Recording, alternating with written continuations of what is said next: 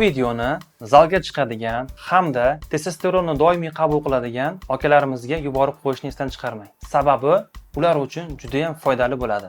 Assalomu alaykum. Men urolog shifokor Hoshimov Nodir Norliyevich. Bugun doimiy ravishda testosteronni inyeksiya ko'rinishida oladigan sportsmen akalarimizga tavsiyalarim bor. Testosteron preparatini qabul qilish erkak kishi uchun mumkin. Qachonki u regular, ya'ni professional darajada zalda fitness bilan yoki sport bilan shug'ullanganda organizmda ma'lum bir vaqt o'tgandan keyin mushak massasini o'stirish uchun testosteron inyeksiya holda qabul qilinadi.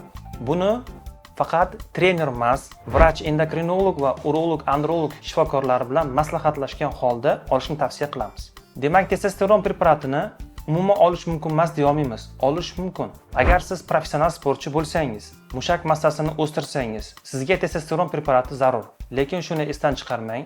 Testosteron preparatini surunkali ravishda qabul qilish natijasida qonning quyuqlashishiga olib keladi. Juda ko'p professional sportsmenlar eshitgansiz yurak yorilishidan yoki to'satdan infarktdan vafot etishadi.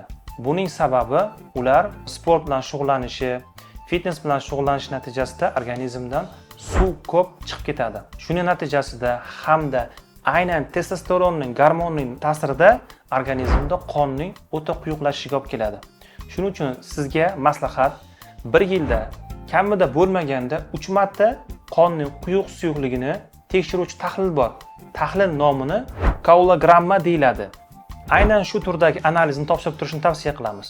Undan tashqari vitamin D hamda qonda kalsiy miqdori. Nima uchun deysizmi?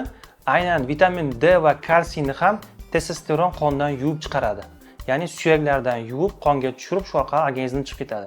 Bunday sportsmenlarda sitosh kasalligi moyillik yuqori bo'ladi hamda osteoporoz kasalligi, suyaklarning to'satdan sinishi ro'y berishi mumkin. Faqat yoshlik paytida emas, 50 yosh, 60 yoshdan o'tgandan keyin aynan yoshligida sport bilan shug'ullangan erkaklar osteoporozga ertaroq moyilligi ortib qoladi. Shuning uchun o'sha sport bilan shug'ullanishni boshladingizmi, testosteron qabul qilyapsizmi?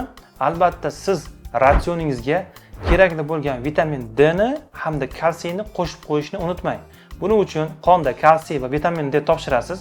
Agar sizda uni qondagi konsentratsiyasi past chiqsa, belgilangan normalardan past chiqqan holatda shuni qabul qilib yursangiz bo'ldi. Hech qanday xavfli joyi yo'q. Bu kelajakda suyak sinishlarining, osteoporozning, qon quyilishining, infarkt va insultlarning xavfini oldini olgan bo'lasiz. Biz sizga doimo sog'lik tilaymiz.